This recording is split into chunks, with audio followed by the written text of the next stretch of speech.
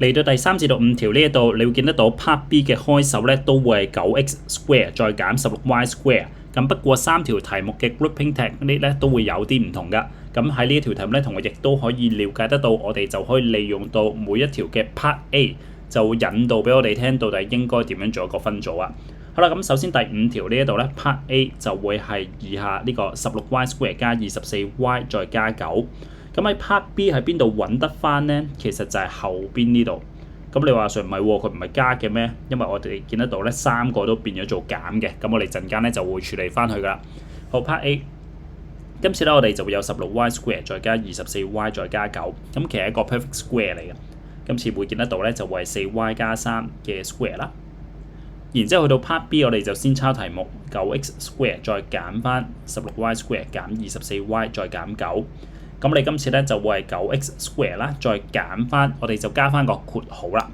咁今次咧就將個減號就抽出嚟啦。咁所以入邊咧就會係 16y square 再加 24y 再加9。咁呢度咧你就會見到，而家我將個符號抽出嚟嘅時候咧，就會見得翻 Part A 嗰個嘅 expression 啦。咁所以咧我哋就將呢個咧就寫作為 9x square 啦，再減翻 Part A 嗰個咧就會係 4y 加3嘅 perfect square。咁啊變相咧，其實今次咧又會 a square 減 b square 嘅 format。咁不過留意住啊，呢個係 3x 乘舊嘅 square 嚟噶。咁所以咧我哋就先有呢個就會係 3x 減呢個 4y 加3啦。然之後咧就再有呢個 3x 再加 4y 加3。咁啊拆翻啲細括號啦。咁所以我哋就會有 3x 減 4y 減3，再乘翻呢個咧就會 3x 加 4y 再加3。咁而家呢個咧就會答案。咁同樣地，我哋用咗啲咩 technique 咧？咁我哋今次首先咧喺 Part A 嘅時候就用咗 perfect square 啦。然之後喺 Part B 咧，我哋就先做咗個 grouping， 再用呢個 a square 減 b square。咁今次咧就係用咗 C、D、B 3個 technique。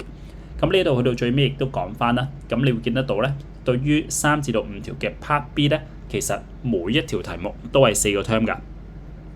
呢個 Part B 咯。第4條嘅 Part B 又係4個 term， 第5條嘅 Part B 咧都係4個 term。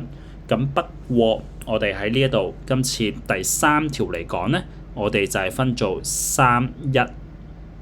對於我哋第4條嚟講咧，就係分做2、2，以及對於第5條嚟講咧，就係分做1、3咁樣去做一個分組㗎。